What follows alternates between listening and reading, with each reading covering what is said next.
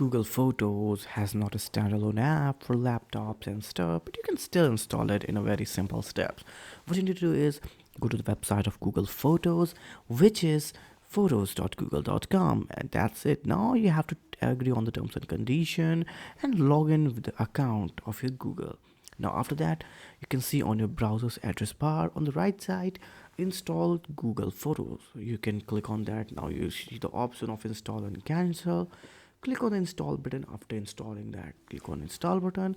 Your app will be simply installed. Google Photos is a very useful app to manage your photos, videos in simple steps throughout the devices.